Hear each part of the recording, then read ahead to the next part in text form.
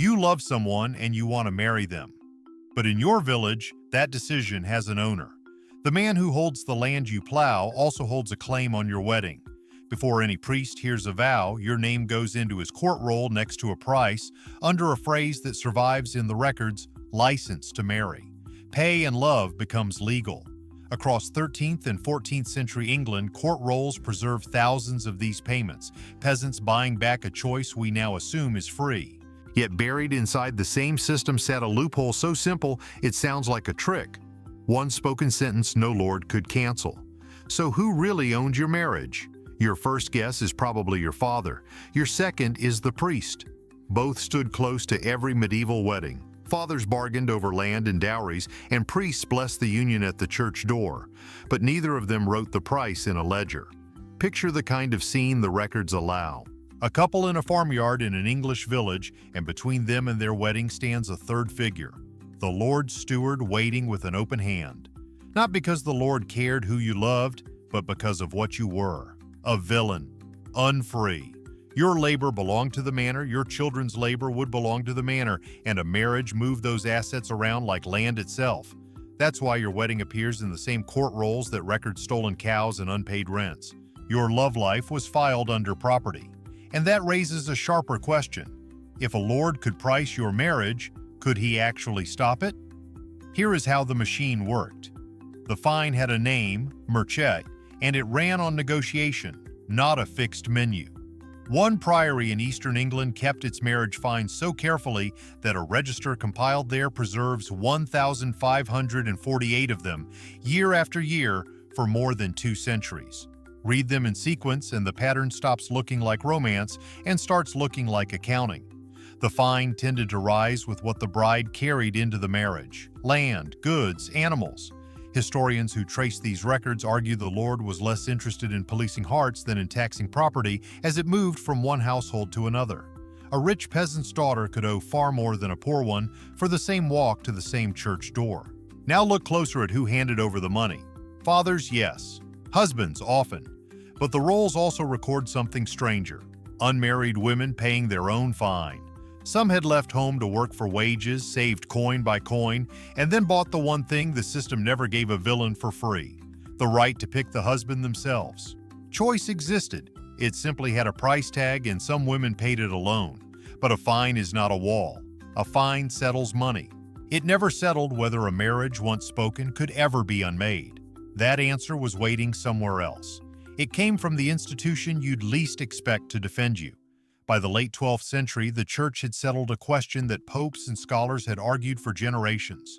What actually creates a marriage? Not the feast, not the family's blessing, not even the priest. Consent. 2 people accepting each other in the present tense. Say, I take you as my wife. Here, I take you as my husband, and in the eyes of canon law, you were married. Fully, permanently. No witnesses required, no church building, no Lord's coin on any table. The same words spoken in a barn at night counted exactly as much as words spoken before a bishop. Grammar was the entire hinge. I will marry you was only a promise, and promises could dissolve. I take you, spoken in the present tense, closed like a lock. This is the sentence no lord could cancel because the Lord's court and God's court ran on different law.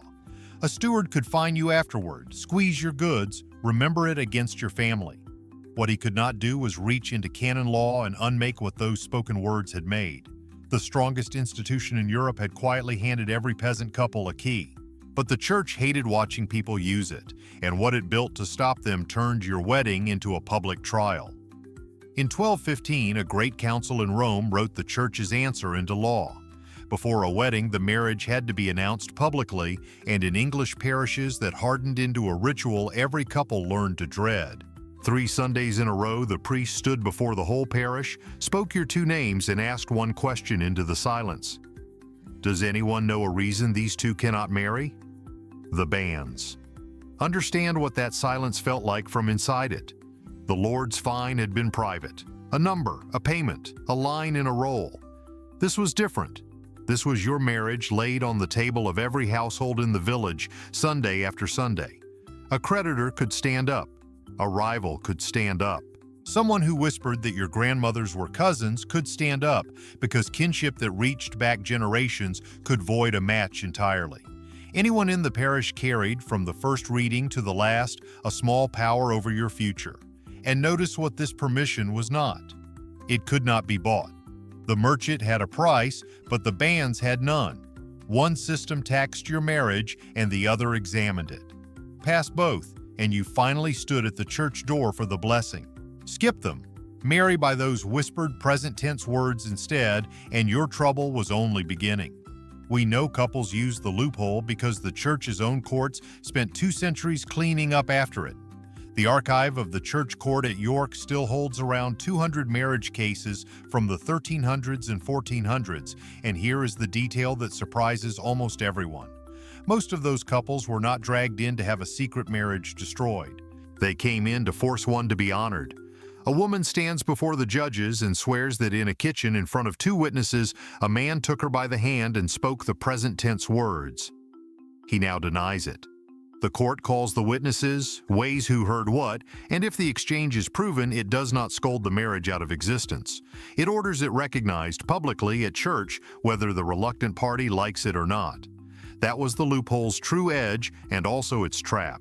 Words spoken in secret were binding, but binding is only as strong as your proof. No witnesses meant your word against a denial, and a spouse who could deny you could leave you. Half married in your own mind, unmarriageable in the eyes of the parish. The couples who slipped past the Lord's fine in the 3 Sundays did win something real. They also learned that a wedding with no watchers had no guardians. So who really owned your marriage? Line the answers up because each one turned out to be smaller than it looked. Your father held influence, but influence is not law, and the church never gave him a veto. The priest held the blessing, but the blessing was decoration on a marriage that a present-tense exchange had already built.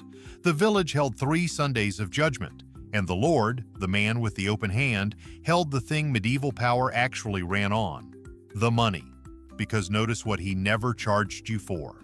Not for falling in love, not for the vow itself. The fine followed the land, the goods, the animals, the future labor of children not yet born. Your marriage was licensed the way a cart of grain was taxed at a bridge, not because anyone cared where it was going, but because it was value in motion. That is the part we get backwards. We imagine medieval marriage strangled by religion and find the church insisting that one freely spoken sentence outranked every power in the land. The cage was never really built from morality. It was built from property, and the door was never fully locked, only expensive. Somewhere in those rolls sits a woman who counted out her own coins, set them in that open palm, and walked to the church door with a husband nobody picked for her. The permission was never his to sell. She just made him admit it.